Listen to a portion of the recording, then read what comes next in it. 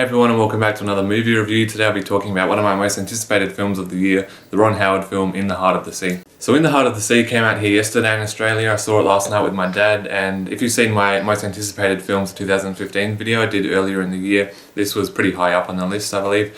And it was directed and produced by Ron Howard, one of my favourite directors. He did Apollo 13, A Beautiful Mind, Cinderella Man, Angels and Demons, The Da Vinci Code, so a lot of really cool movies, and that's one of the main reasons I was looking forward to this film, as well as it just looked really exciting and kind of like Jaws but with a whale. So the film is pretty much telling the true story of what Moby Dick the book is based on and all the following films, so this isn't really the traditional Moby Dick story, it's what that is based on, so the actual true events. So it's set in 1820 in England, and there's a whaling crew on a ship called the Sussex, and Chris Hemsworth plays the first mate. You've got Benjamin Walker from Abraham Lincoln Vampire Hunter who plays the captain.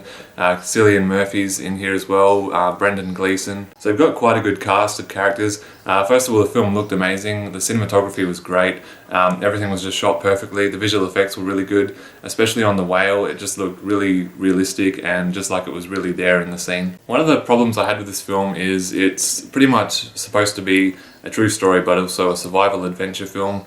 There wasn't very much excitement to it though.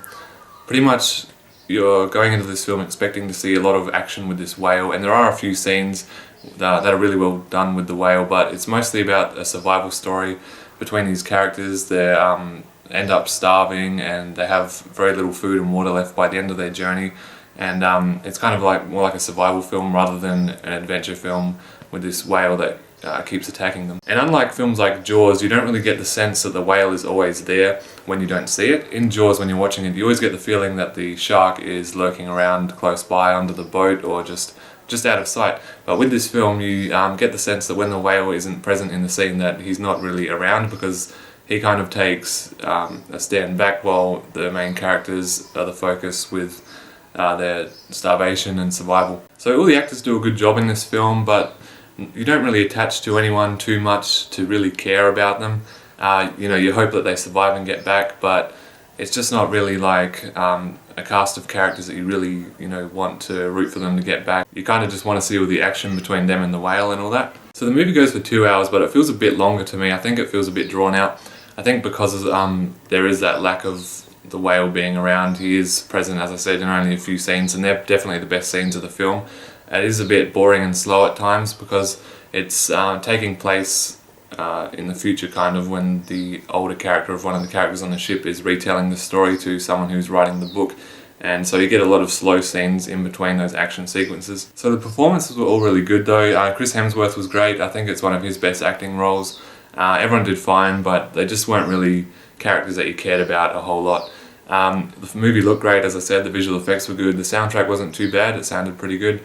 The boat was awesome, the costume design and everything looked great. So it's a really good looking film. It just wasn't, all it could have been. So I think it would have been probably more interesting just to make this another Moby Dick film rather than the origins story.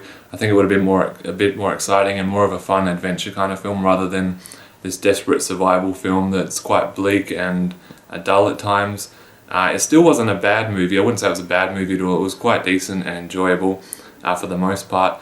And I would recommend it, but just go into it knowing that it's more of a survival film about these characters rather than the whale, even though it's in there. So if you go into this film looking for a full-on, flat-out action film with this whale just tearing up everything, then you're probably going to be a bit disappointed. But if you go into it, as I've just said, knowing it's more of a character story, then you'll probably enjoy it a bit more. So In the Heart of the Sea was a decent movie. It wasn't as good as it could have been, but it was still okay, and I'm going to give it a solid B. So thanks guys for watching this review for the new Ron Howard film In the Heart of the Sea. Check it out if you feel like it. It's not too bad a film.